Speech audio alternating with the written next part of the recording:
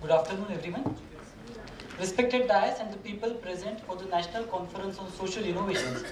I am Adwait Dandwate, representing Vardhishnu Social Research and Development Society, Jalgaon. Vardhishnu is just a 2.5-year-old organization registered with an aim to work on specific social issues through empirical research and the implementation based on its finding. And the very first issue we are handling is of education among children working as waste pickers. When I say a word waste picker, what usually pops in our mind? They are dirty, they are uneducated, they are unhygienic, they are burglars, and they are unreliable. But do we ever think, who are these people?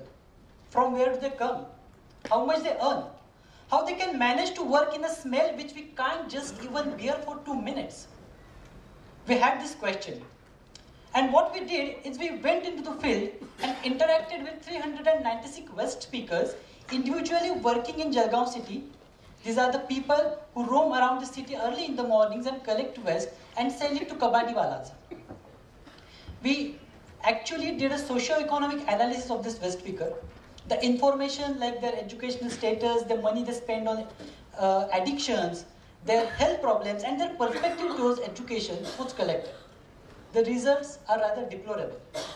It emphasizes a need to work on 3 important aspects of human life: education, health, and addiction. As an organization, we thought that education is a mode through which we can handle other 2 issues also. And that's why we took a step. We started an evening learning center in the Tambapura area where most of these waste pickers reside. Started with just 10 or 12 children, it currently now has more than 30 to 35 children regularly coming for the learning. The center runs for 2.5 hours daily. Most of these children are either waste pickers or the children whose parents work as waste pickers or whose parents work in the unorganized sectors, as well as children who work as child laborers. Most of them are either dropouts or they have never went to the schools. Our aim was pretty clear. We want to help them to read and write basic Marathi. We want them to quit the profession of waste picking and join mainstream schools. We want them to be familiar with the concept of school, and we want them to understand the perils of addiction. What we did is we used a 3-tile circle or a cycle. That is, we used games to let them understand the basic Marathi languages as well as maths. We did a discussions with them to let them understand the perils of addiction or to promote and encourage them to quit the addictions. There were some basic principles which we had decided since the very first day of our center, that we are going to love them. What they need is just a love and care from the people. We have decided that we are going to respect their thoughts. We are not going to shout on them or punish them because they have a fear that people always abuse us or they punish us, and that's why they are not very open to interact with others. We usually teach by sitting informally. We just had chit chat and played games. After 2 years, the results are astonishing. Most of the children are able to read and write. They are inculcating clean and hygienic habits. Most of them have left tobacco and rest are on their way. They are ready to join mainstream schools. Each and every output has its different story. Due to the time constraint, I will not go into deep of it, but I'll just share 1 or 2 experiences with you guys. There was a girl, 10-year-old. She had a complaint with me that I don't give enough time to her. She wrote me a letter. She said me that, "Sir, मी तुमच्यावर खूप चिडलेली आहे. मी आजपासून तुमच्याशी बोलणार नाही. Sorry." And the next day she was there and she was sitting. I said, "What happened to the letter?" Just forget it.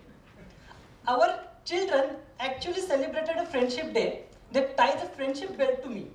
I think as a teacher, it's the most important day of my life when my students think that I'm their friend, I'm their brother. That is very interesting, and these all things that keep us going. But it's not enough. there are many more children out there to whom we want to reach. As for next 1 year, we have decided we are at least going to reach 120 children from the same Tambapura region. We want to replicate the same model in other areas of the Jalgaon city. We also want to establish a complete computer training center for these children and a toys and a books library. Our all assumptions about these children are wrong. People are wrong, we were wrong. They are loving, they are caring, they are innovatives, they are trustworthy. I mean, I would like to share with you that one of our students has actually manufactured a MP3 or a FM player at a cost of 20 rupees. And he just assembled the things from the West and created a different type of innovations. So it is very important for us. Baba Amte always used to say that give them a chance, not charity. We are also doing the same thing.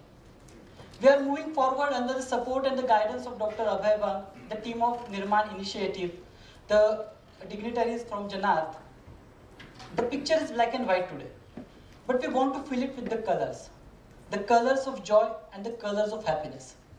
We want to give the children the chance to stand up and be prepared in the race of life, to live a life with a dignity which they deserve, just like us. Thanks a lot.